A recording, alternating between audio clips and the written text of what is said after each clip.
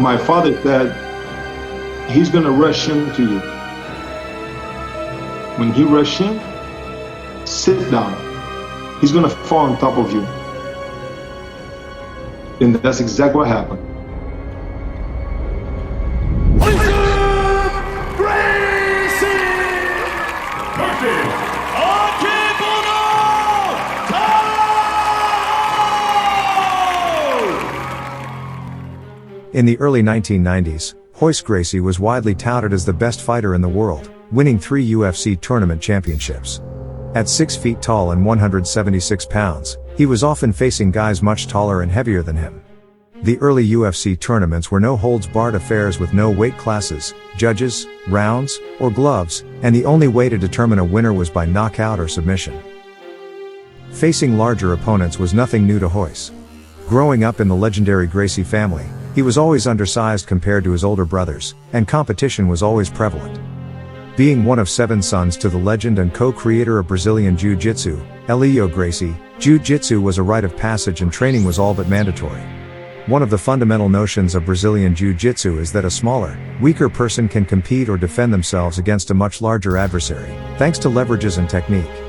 This lifetime of grueling training in Brazilian Jiu-Jitsu allowed Royce to not only be competitive but to become a force of nature in the early UFC tournaments. It also unknowingly prepared him for one of his greatest future tests against the legendary 6 feet 8 inch tall and 452 pound sumo wrestler, Akebono Taro.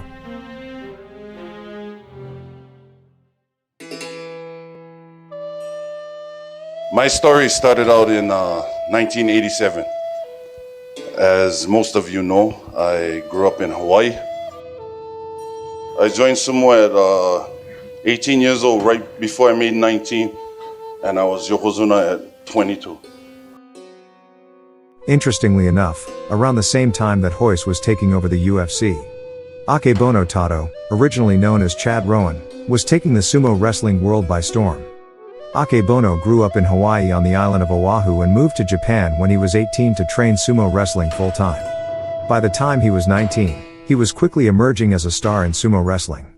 By the age of 22, he became the 64th person to earn the highest rank possible in sumo, Yokozuna.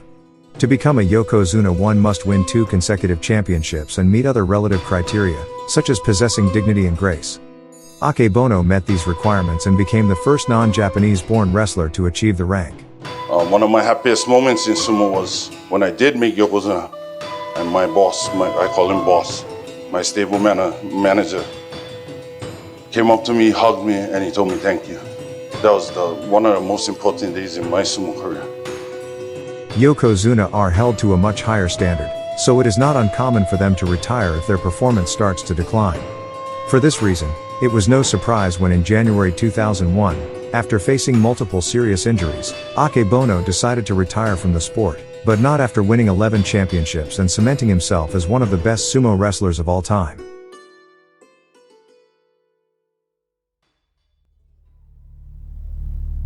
The turn of the century showed a slight downturn for both of these great athletes, but more so for Akebono. On one hand, Royce was coming off his first decision win of his career against Nobuhiko Takada in January of 2000, and the first loss of his career to Kazushi Sakuraba in May of the same year by TKO by corner stoppage. He also had a draw against Hidehiko Yoshida in December of 2003. On the other hand, Akebono had retired from sumo wrestling in 2001, only to join the Japanese kickboxing promotion K1 in 2003 because of his alleged financial troubles.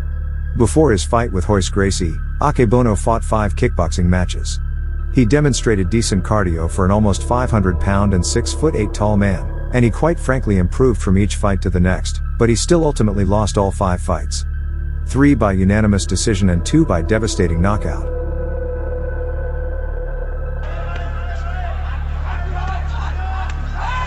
Regardless, these fights were in kickboxing, a discipline that sumo wrestling has virtually zero crossover for. That is why when it was announced that Akebono would be fighting Royce Gracie in a mixed martial arts bout, his odds for victory substantially increased.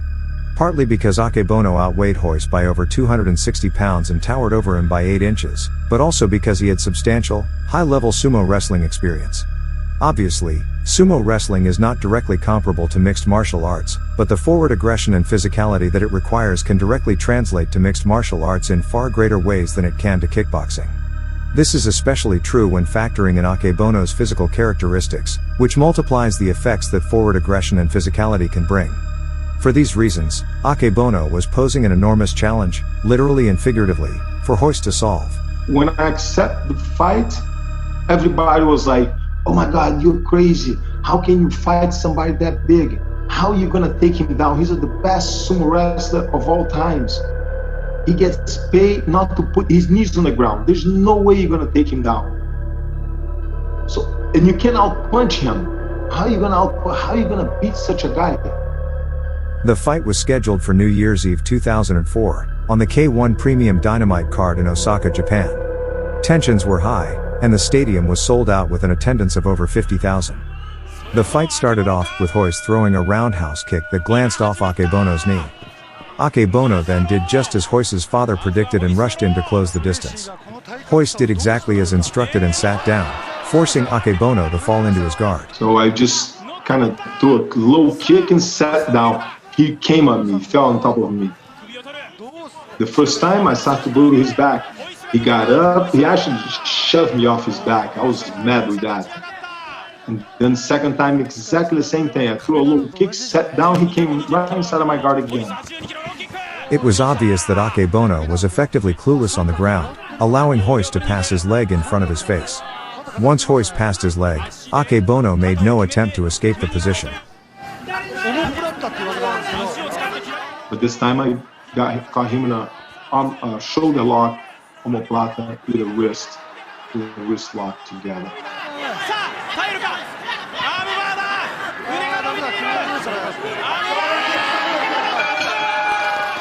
This was a major victory for Royce and the Gracie family because it showed once again that jiu-jitsu is effective against bigger and stronger opponents. Royce went on to fight in 4 more bouts, going 2-1-1, and ultimately finished his career with 15 wins, 2 losses and 3 draws, with 13 finishes. On the other hand, this was a devastating loss for Akebono, and it sadly was the theme for the remainder of his combat sports career. It was his first MMA loss and his 6th straight loss in a row in combat sports outside of sumo wrestling. Akebono went on to have 8 more combat bouts, 3 in MMA and 5 in kickboxing. He won 1 kickboxing fight by unanimous decision, but lost 7 of the other bouts, with 5 coming by finish. Finishing his combat sports career outside of sumo as 1-13. He also competed in some professional wrestling matches. It can be argued that Akebono was way past his prime and that his heart was not in the fight game because he was only fighting for money. But regardless, Royce took on a man twice his size and one of the greatest sumo wrestlers of his generation, at a time when he was feared, since he had not yet had the opportunity to utilize the sumo skills that he had been developing for over a decade in a suitable arena such as MMA. For this reason, Royce showed admirable courage and resilience and furthered his claim to the title of the greatest fighter of his generation.